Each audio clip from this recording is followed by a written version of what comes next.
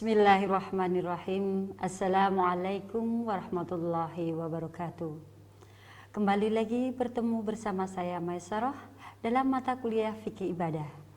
Video kali ini saya ingin menyampaikan tentang macam-macam sujud.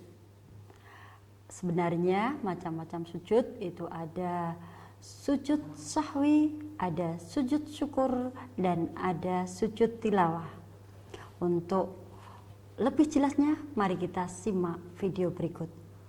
Yang pertama, dalam pokok bahasan dalam materi ini, saya akan menjelaskan pengertian sujud sahwi, landasan hukumnya disyariatkannya sujud sahwi, sebab-sebab sujud sahwi. Kemudian yang kedua adalah sujud tilawah, landasan hukumnya, dan ketentuan sujud tilawah. Oke? Yang pertama adalah pengertian sujud sahwi. Sahwiyun fi secara etimologi meninggalkan sesuatu tanpa disengaja. Jadi saya ulangi bahwa asyahwiyun fi meninggalkan sesuatu tanpa disengaja. Secara istilah, sujud sahwi adalah sujud yang dilakukan karena lupa terhadap sesuatu dalam gerakan sholat, baik lebih rakaatnya ataupun kurang jumlah rakaatnya. Yang berikutnya adalah landasan disyariatkannya sujud sahwi. Pernah Rasulullah Shallallahu Alaihi Wasallam melaksanakan sholat duhur, namun tidak melakukan duduk tasyahud awal. Setelah beliau menyempurnakan sholatnya, beliau sujud 2 kali dan beliau bertakbir pada setiap akan sujud dalam posisi duduk sebelumnya. Beliau lakukan seperti ini sebelum salam.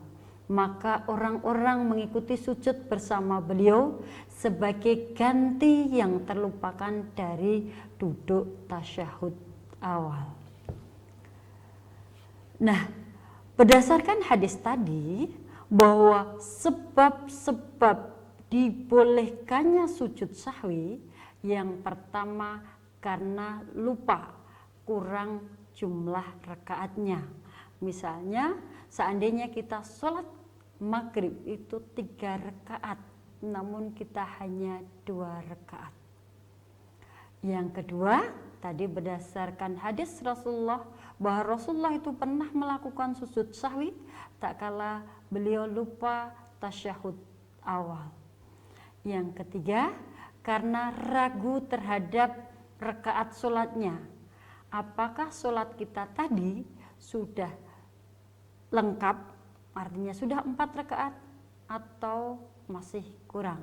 Maka dalam kondisi ini kita dianjurkan untuk melakukan sujud sahwi.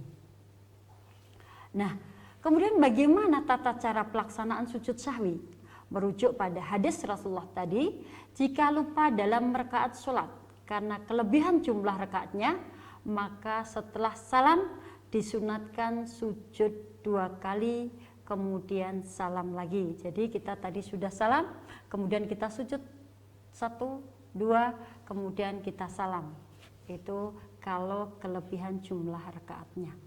Yang kedua, jika lupa dalam keadaan sudah salam atau belum sempurna jumlah rakaatnya, maka dianjurkan salam disunatkan sujud 2 kali sebelum salam. Yang ketiga, jika lupa dan meninggalkan salah satu rukun sholat, misalnya tasyahud awal, maka disunahkan sujud 2 kali sebelum salam. Yang berikutnya yaitu sujud tilawah. Jadi kalau sujud sahwi itu sujud yang dilakukan karena lupa dalam gerakan jumlah rakaat sholat, ataupun lupa karena rakaatnya tadi sudah lengkap atau kurang, maka dianjurkan untuk sujud syahwi. Tidak ada bacaan yang menganjurkan apa bacaan sujud syahwi. Kemudian Yang berikutnya sujud tilawah. Sujud tilawah itu sujud yang dilakukan pada saat sholat ataupun di luar waktu sholat karena membaca surat sajadah. Jadi ada dalam Al-Quran yang jumlahnya 6.661 ayat itu, kita ada ayat-ayat sajadah. Maka di situ ada disunahkan untuk melakukan sujud tilawah. Sebagaimana Rasulullah nyatakan, diriwayatkan dari Ibnu Umar, ia berkata, pernah Nabi Shallallahu Alaihi Wasallam membaca Al-Quran lalu bertemu dengan ayat sajadah. Kami bersama-sama beliau sujud sehingga kami berdesak-desakan di sekitarnya, sehingga di antara kami ada yang tidak mendapatkan tempat sujud. Hal ini bukan di dalam sholat. Jadi ketika kita ada di dalam Al-Quran, biasanya di ujung itu ada as-sajadah, ada tulisan begitu. Maka kalau itu di luar sholat, maka kita langsung sujud. Itu disebut dengan sujud tilawah, karena bacaan Al-Quran tadi ada dianjurkan untuk membaca sujud tilawah. Nah, misalnya di surat as-sajadah itu nanti ada di situ dibunyikan, mohon maaf saya lupa ayatnya, apa wastakbirun gitu. Di situ disebutkan apabila membaca ayat Al-Quran, ketika imam membaca surat sajadah dan di situ ada surat sajadah, ayatnya ada ayat untuk dianjurkan sujud, maka imam langsung sujud. Kemudian makmum pun juga mengikuti sujud. Setelah itu imam bangkit. Nah, kalau kita sholat sendirian, kita pun juga ketika membaca surat sajadah, kita sujud, kemudian bangkit lagi. Nah, itu di dalam sholat ataupun di luar sholat disunahkan untuk sujud tilawah. Nah, bagaimana tata cara sujud tilawah? Jika dalam sholat ketika baca surat sajadah, takbir langsung sujud tilawah. Jika di luar sholat, maka cukup langsung sujud tilawah.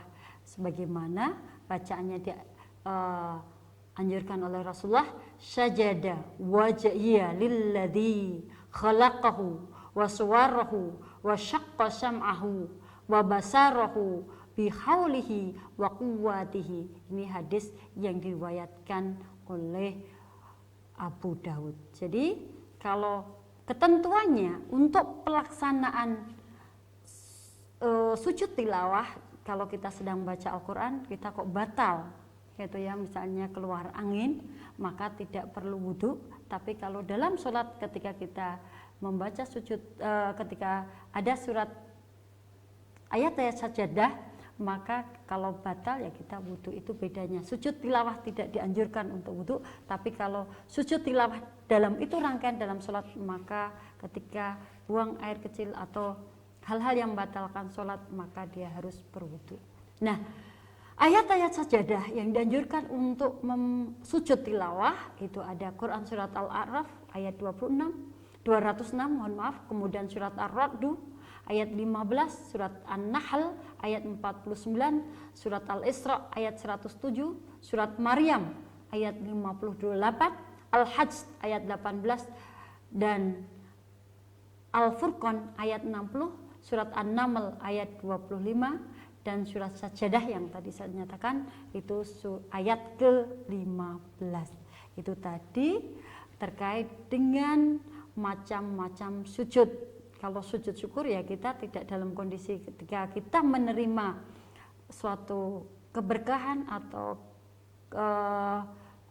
kebahagiaan, boleh langsung sujud syukur. Tapi kalau ini sujud tilawah dan sujud sahwi bisa dilakukan karena lupa kalau sujud sahwi, tapi kalau sujud tilawah karena membaca ayat-ayat sajadah. Itulah yang dapat saya sampaikan. Terima kasih telah menyimak video ini. Silahkan tunggu video berikutnya. Saya akhirul kalam. Wassalamualaikum warahmatullahi wabarakatuh.